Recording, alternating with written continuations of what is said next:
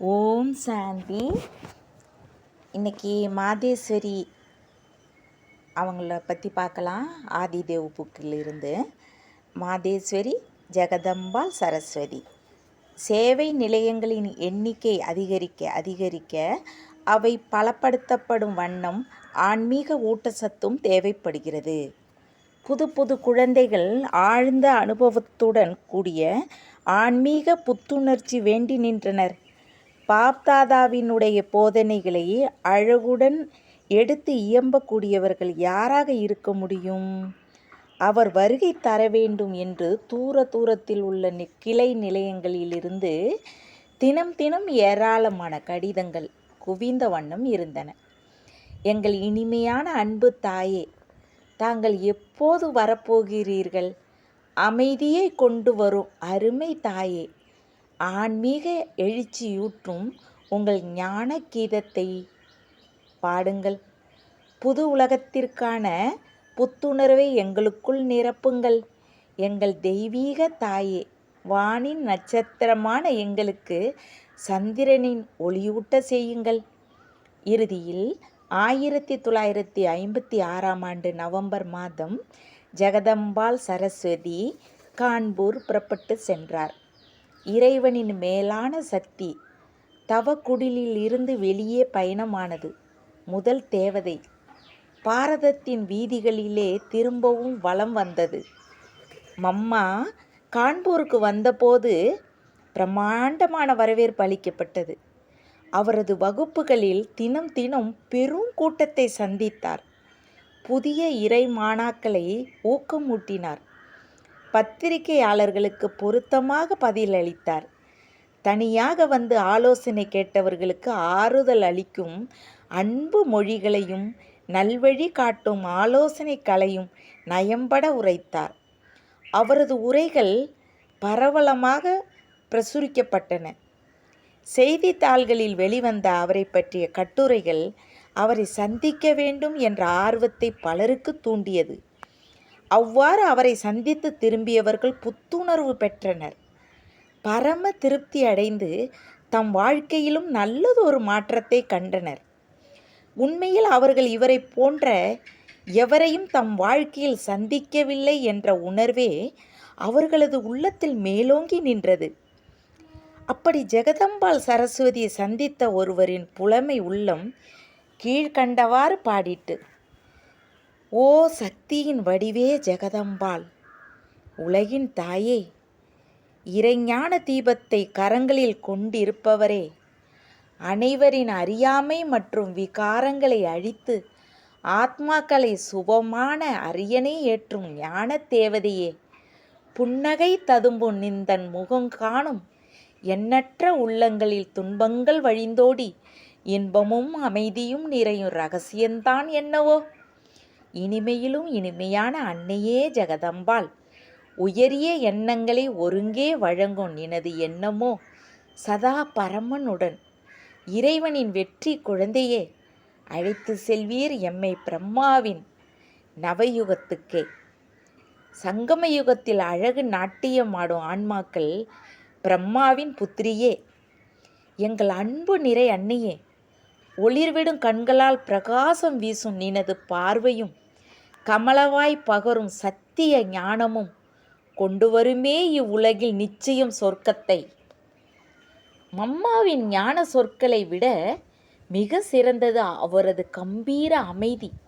ஒரு சமயம் பொதுக்கூட்டம் ஒன்றில் நடுவில் அமர்ந்திருந்த மம்மாவை ஒளிபெருக்கியில் அறிமுகம் செய்ய வந்தவர் மம்மாவின் பக்கம் திரும்பிய போது மம்மாவின் தேஜோமய ஒளி முகம் அவரை மேற்கொண்டு பேசவிடாது ஆக்கிவிட்டது என்றே சொல்ல வேண்டும். மம்மா எழுந்து மேடையின் நடுவே அமைதியே உருவாய் நின்றார். ஆன்மீக ஒளி உமிழும் அவரது கண்கள் அமர்ந்திருந்த அனைவரையும் விவரிக்க முடியா ஆன்மீக அனுபவத்தால் கவர்ந்து இழுத்தது. இறைவனோடு புத்தியால் தொடர்பு கொள்வதால் கிடைக்கும் வார்த்தைகளால் விளக்க முடியாத பேரானந்த அனுபவத்தை தனது ஒரு பார்வையாலேயே கொடுத்து விட்டார் என்றால் மிகையாகாது. கூட்டத்தில் அனைவரும் தங்களை மறந்த அந்த அனுபவத்தை நம்பவே முடியவில்லை. மம்மாவின் தூய்மையும் பிரகாசமும் நிறைந்த தெய்வீக கலை அந்த மண்டபத்தையே புனிதமாக்கிவிட்டது என்றே சொல்ல வேண்டும். அவரது கண்கள் பேசின. நீங்கள் கடவுளை விரும்பவில்லையா? பல காலங்கள் நீங்கள் தேடி வந்த அவர் இப்போது இவ்வுலகில் வருகை தந்துள்ளார். அவரை வரவேற்க நீங்கள் விரும்பவில்லையா? தூய்மை அடைய வேண்டும் என்ற விருப்பம் உங்களுக்கு இல்லையா? மகிழ்ச்சியாய் வாழ உங்களுக்கு ஆசை கிடையாதா? கடவுளின் ஒளி பிரவாக நிழலின் கீழ் இருப்பதை விட்டு விகார அழுக்கிலேயே மூழ்கி கிடக்க விரும்புகிறீர்களா? மம்மாவின் ஆத்மா அவரது நெற்றி பொட்டில் பிரகாசித்து கொண்டு இருந்தது. அவரது அன்பு கனிந்த பார்வையால் பேசிக்கொண்டு இருந்தார் என்றே சொல்ல வேண்டும். அதற்கு பதிலாக பார்வையாளர்களின் பார்வை, தாயே இது போதும், கடவுளின் பாதையில் செல்ல இன்னும் நாங்கள் தயாராகவில்லை என்று வேண்டுவது போன்று இருந்தது. இது மகாபாரதத்தில் கூறப்பட்டுள்ள அர்ச்சுனனுக்கு விஷ்ணு தனது விஸ்வரூபத்தை காட்டிய போது அர்ச்சுனன் அக்காட்சியை தாங்க முடியாது அலறியது போல இருந்தது. பிறகு அமைதியின் மொழியை முழுவதுமாக புரிந்து கொள்ளாதவர்களுக்காக மம்மா தனது மதுரமான குரலில் பாட ஆரம்பித்தார். இனிமையான அவரது குரல் மிகவும் ரம்மியமான சூழ்நிலையை உருவாக்கிற்று. நெடிய பாலைவனத்தின் நடுவே சோலைகளுக்கு இடையே குளிர்ந்த நீரோடை ஒன்று ஓடிக்கொண்டு இருப்பது போன்று இருந்தது. இச்சூழ்நிலை பார்வையாளர்களின் ஆத்மாவில் பெரிய மாற்றத்தை கொண்டு வந்தது. ஆன்மீக பார்வை ததும்பும் அவரது குளிர்ந்த கண்களும் மதுர ஒளியும் மறக்க முடியா பிரபாவத்தை ஏற்படுத்தியது.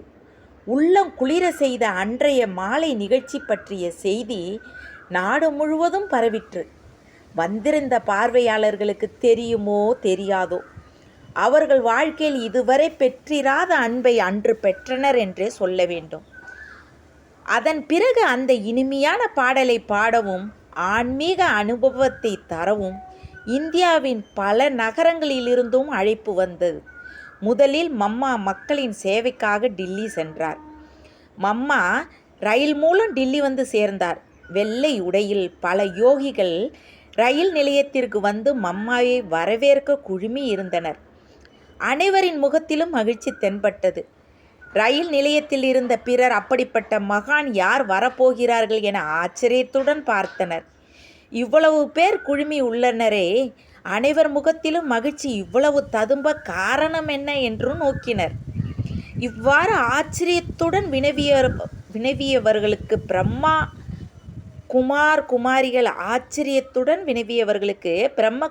குமாரிகள் ராஜயோக பயிற்சி பற்றியும் மம்மாவை பற்றியும் எடுத்து கூறினர். அதன்பின் அவர்களும் மகிழ்ச்சி கடலில் ஆழ்ந்து மம்மா வருகையை ஆவலுடன் எதிர்நோக்கினர்.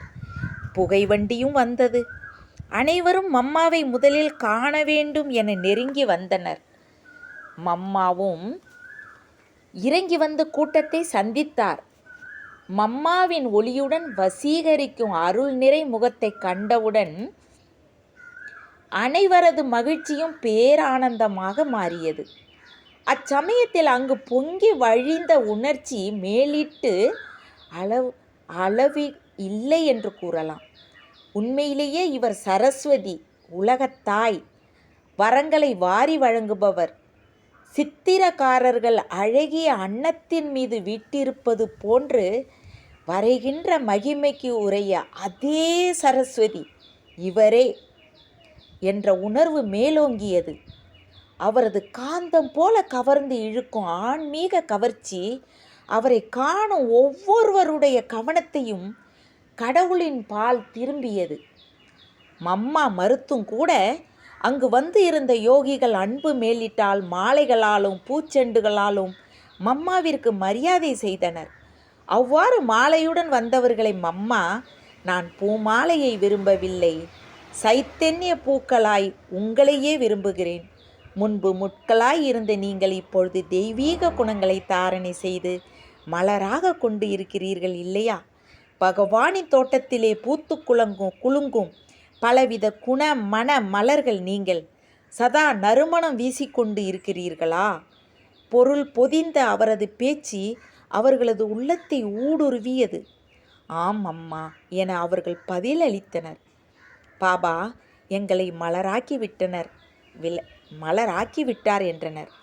மம்மாவும் திருப்தியுடன் கூடிய மகிழ்ச்சியால் அனைவரையும் ஆன்மீக திருஷ்டியுடன் பார்த்தார். டில்லியில் அவர் தங்கியிருந்த போது அநேக ஆன்மீக தோற்றமுடையோர் அவரை சந்திக்க தூர தூர இடங்களிலிருந்து ஆவலுடன் வந்தனர். மம்மாவும் வந்த ஒவ்வொரு ஆத்மாவிற்கு என்ன தேவையோ அந்த ரீதியில் அவர்களது ஆன்மீக தேவையை பூர்த்தி செய்து அனுப்பினார். அவரது சந்தேகத்தை அகற்றினர். அவர்களது பயத்தை களைந்து தாய் உணர்வை அவர்களுக்கு ஏற்படுத்தினார். மம்மாவின் ஆன்மீக அன்பு அரவணைப்பால் முழு பாதுகாப்பை அவர்கள் உணர்ந்தனர். குழந்தைகள் கூட வந்தனர். அவர்களுக்காக மம்மா பிரத்யேக போட்டி வைப்பார். ஒரு பயணி வெகு தூரத்திலிருந்து இங்கு வந்துள்ளார். எவரது கண்களாலும் அவரை காண முடியாது, ஆனால் உள்ளத்தால் உணர முடியும். குறுகிய காலத்திற்காக அவர் இங்கே இவ்வுலகில் வந்துள்ளார். அந்த பயணி யார் தெரியுமா என அவர்களது ஆர்வத்தை தூண்டுவார். பிறகு அவர்தான் சிவபாபா என விளக்கம் தருவார். அவர் நிராகார உலகமாகிய பரந்தாமத்தில் இருந்து பல லட்சம் மைல்களுக்கு அப்பால் உள்ள சிறிய கிரகமாகிய பூமிக்கு வந்துள்ளார். அவரை திவ்ய புத்தியால் நாம் காண முடியும். அவரது மொழியின் சக்தியையும் இவ்வுலக படைப்பை பற்றிய அவரது ஞானத்தை முழு அதிகாரத்தினுடனும் உத்தரவாதத்தினுடனும் அவர் வழங்குவதை தெரிந்து கொள்ளலாம்.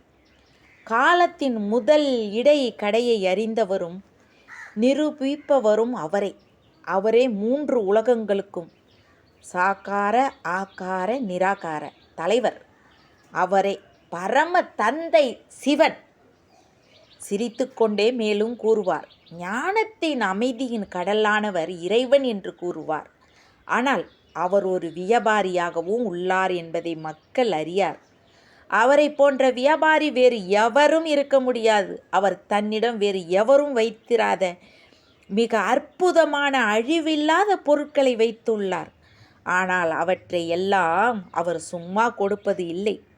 கை தேர்ந்த வியாபாரி ஆயிற்றே அவர் கூறுகிறார், உங்களது விகாரங்களை என்னிடம் தந்துவிடுங்கள், நான் உங்களது பையை பொக்கிஷங்களால் நிரப்புகிறேன்.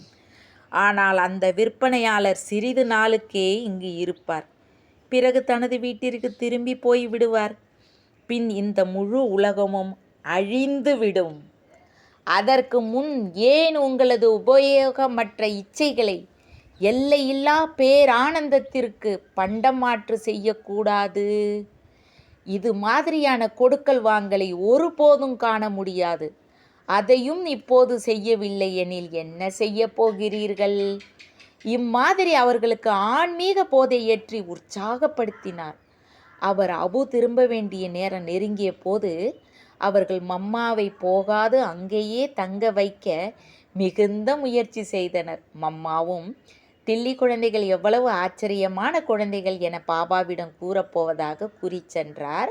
அதை கேட்டு பாபாவே அவர்களை காண வருவார் என்று கூறிய பிறகு அவர்கள் மம்மாவை போக விட்டனர். தேங்க்ஸ் பாபா.